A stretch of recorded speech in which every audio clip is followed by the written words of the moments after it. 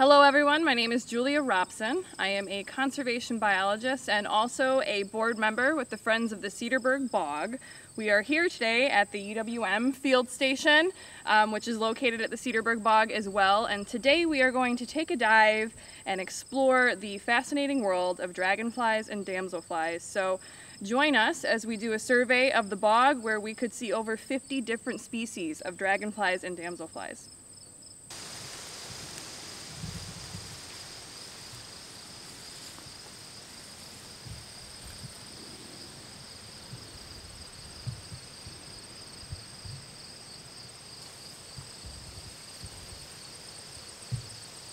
Got it. Just barely.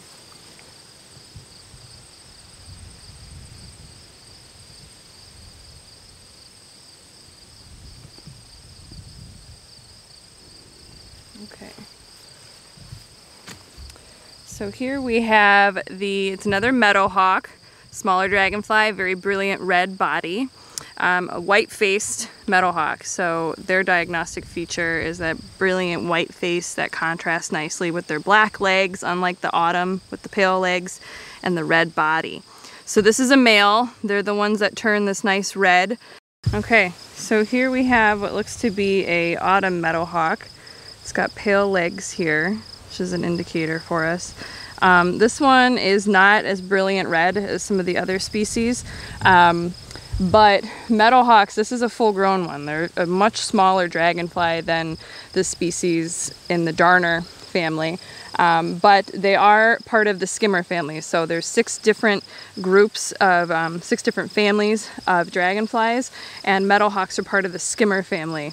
And they get their name because of their behavior. So you'll often see them kind of cruising around in grassy meadows, vegetation near the shoreline of a wetland, but they're hawks of the meadows, mosquito hawks, in fact.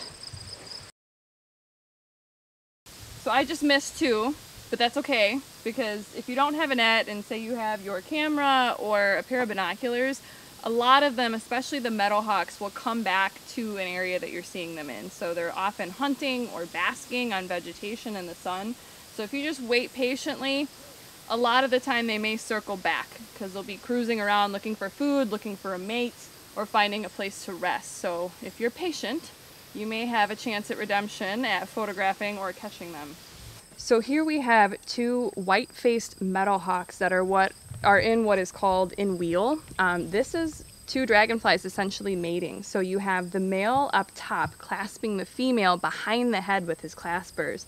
And she has then taken her abdomen, or what looks like the tail, her abdomen up to his thorax, the middle segment of his body, where his secondary genitalia are, to collect the sperm from that male.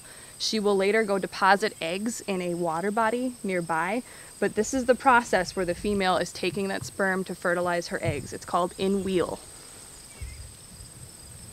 So right here, where this guy's abdomen is meeting the middle of his body, those little lumps right there are the secondary genitalia. So when we saw the 2 meadowhawks Inwheel mating, the female took her tip of her abdomen and put it right where those lumps are, his secondary genitalia there. So that's where she connects, and that's how they form that wheel formation that we saw earlier. I think they were both going at each other. Good, they can distract each other.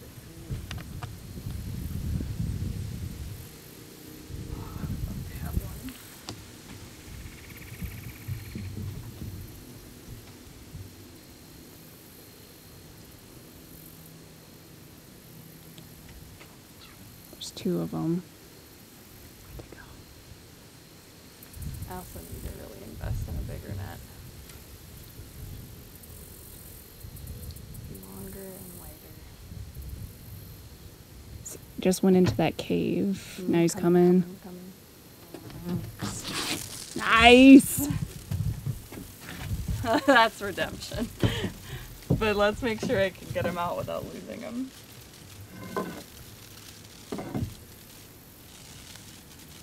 You can just hear his wings and how powerful he is compared to the meadowhawks. Yep, absolutely. Come here, you. Woo! Look at you. Oh, what a beaut. All right. Give me a sec to get a good grip. Oh, it's gorgeous. All right, let me get focused. All right. Look at that. So what do we have here? So I'm going to have to key this one out a little bit. It could be a lance-tipped darner, but it could also be a lake or Canada darner. But the point is it's in the darner family, and we haven't seen one of these yet today. These are some of our largest dragonflies in the area, and that would be in the bog. And with darners, what kind of gives them away is most of them have beautiful striping patterns on their thorax, that middle part of the body there. So on this particular darner, what we're going to use when we get the guidebook out is we're probably going to look at what species have a big notch in the thoracic stripe, that stripe on the side of the body like that. You also look at the patterns of spotting and blotching on the abdomen where it meets the body too, where it meets the thorax there. So those are some other features that we're going to look at. But darners, look how big those eyes are too, and how they meet in the center like that. Huge eyes. Dragonflies have amazing eyesight. Their eyesight is worse, I guess I would say, from behind. So when you are looking for them or trying to sneak up on them for a good picture, your best luck is to slowly creep up on them from behind. That being said, they can still see well, so it still can be a challenge to catch them. But check out, let's see if we can get this darner to open its mouth and just try to chew on my nail or something there. But the jaw part's open in all directions basically, kind of making him talk there in a sense. But they're voracious predators. The term odonata actually means toothed ones. Do they actually have teeth? No. Look at that. All that power, it's trying to flap its wings, so that's all the power in the body. There's another one flying around us too, so good spot for these ones. Nice strong wings. So unlike butterflies, you can gently handle odonates. They don't have the same issue with the scales that you have to be concerned with coming off by handling them. They've got relatively durable bodies. You should still be careful though, because if I had a bunch of lotion or sunscreen, bug spray on my hands, that can grease up and affect their wings and ultimately affect their flight. So you want to be gentle, and if you do have a decent camera or a good pair of binoculars, a lot of these species you can observe very well without even netting them or handling them. But if you're doing some research and you really want to know what species you have out there, you'll want to net them so that you can really look at these subtle features, because a lot of them will have little shoulder stripes like this, but it's the amount of notching in it that's going to tell us what species this one actually is.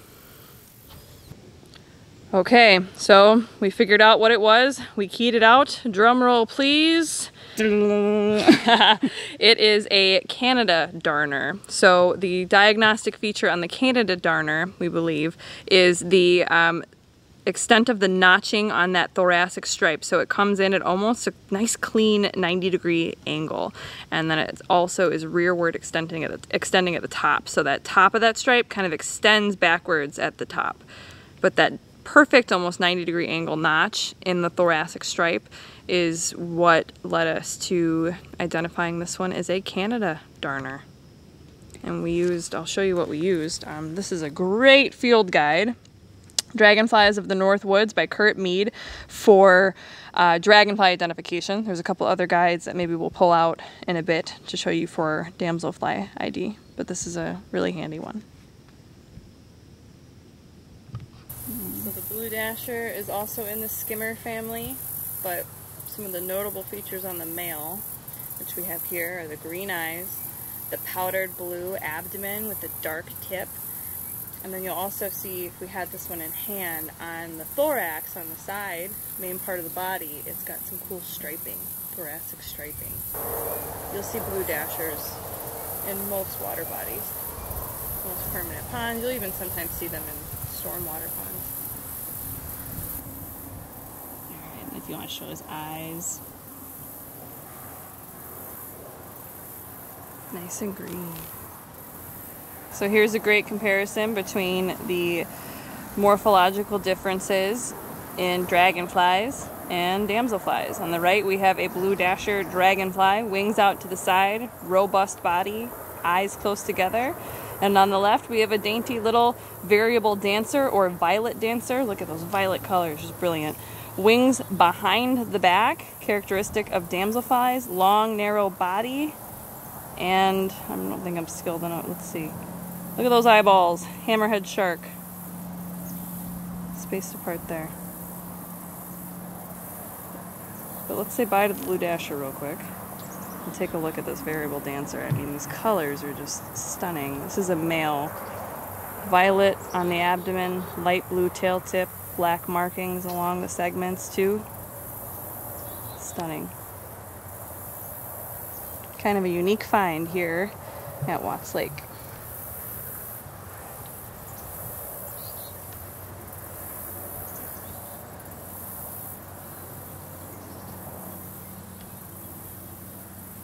Good. Okay. So we're inside now to get away from the rain that just dumped on us, but here we have one of the members of one of the damselfly families. This is a type of spread wing. So you can see right away that this damselfly is holding its wings behind its back, almost together but not quite. They are just slightly spread apart, hence the family's name, spread wing. They hold their wings out at about a 45-degree angle. This is a female lyre-tipped spread wing. We can tell it's a female, and the spread wings is very obvious because of the ovipositor at the tip of the abdomen here. So this is the appendage that the female uses to insert her eggs like a needle into rushes, sedges, other pieces of aquatic vegetation. So that ovipositor, you can see it kind of makes her look like she has a club at the end of her abdomen there.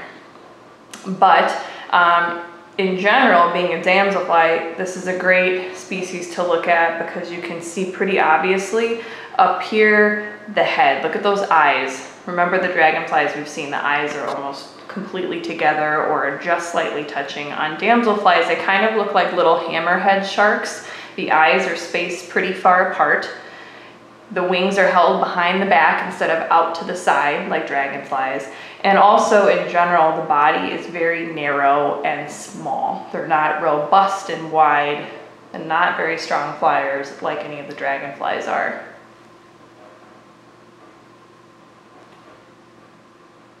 So if you're coming out to visit the bog, make sure to stop by Watts Lake. And as you're walking in on the trail here, stop by and pick up one of the checklists developed by the Friends of the Cedarburg Bog. It's for butterflies, dragonflies, and damselflies. So it lists everything that you could possibly find here at the bog in a checklist for you, so you can keep track of every cool critter you're seeing. Thank you for joining Julia and myself as we search the bog for some of our winged friends. This footage was recorded on August 27th of 2020.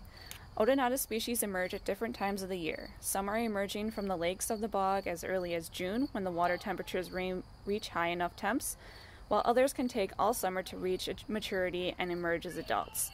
This means that you will see different species out and about at various times during the summer. So be sure to stop by multiple times throughout the year to your favorite watering spots to see as many species as you can. Good luck on your search for dragons and damselflies, and share any of your finds out at Watts Lake on our social media outlets. Happy hunting!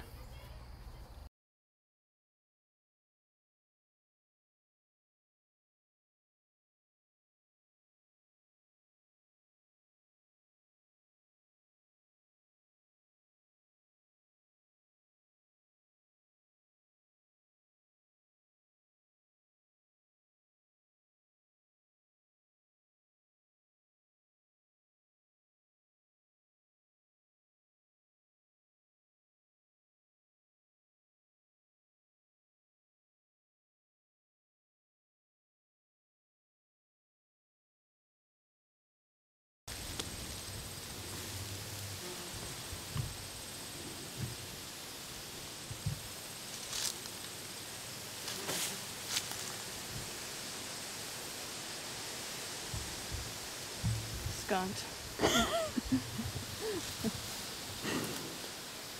Try. Okay. Ow.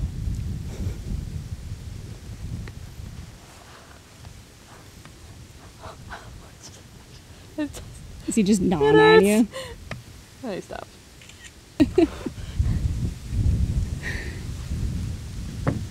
Little encouragement.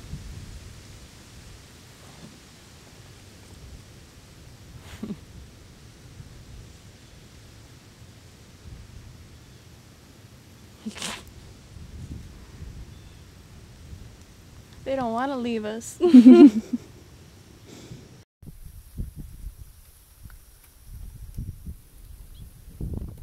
Okay, seriously, go. Be free.